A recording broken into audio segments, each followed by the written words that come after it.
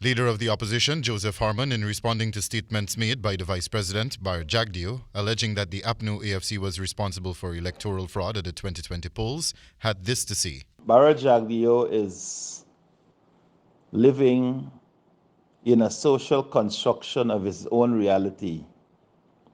In essence, the PPP reality, which is so far removed from the truth. Harmon claimed that the evidence supporting the APNU AFC claims of electoral fraud committed by the PPP will soon come to light, and the truth will be unfolded once that happens. The evidence, as I said, is clear, and our petitions will prove it, that these are the people who are the electoral riggers. The opposition leader submitted that the political rhetorics of truths and lies will be met with strong resistance by all right-thinking Guyanese in the 21st century.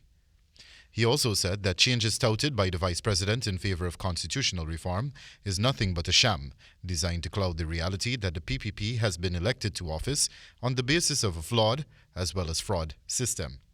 Harmon had this to say to the Vice President, who said at his press conference on Tuesday that Chief Election Officer Keith Lowenfield, as well as Deputy Chief Election Officer Roxanne Myers, could not run free and fair elections. Changing Lowenfield or changing Myers will not change the PPP's reality. All it will do, it was open the door for the floodgates for greater levels of scampishness. During the virtual media engagement, the Vice President said that with the current Chief Election Officer as well as the Deputy Chief Election Officer in place at GECOM, the country would not be able to see free and fair elections. With Lowenfield and Roxanne Myers there, you cannot have free and fair elections.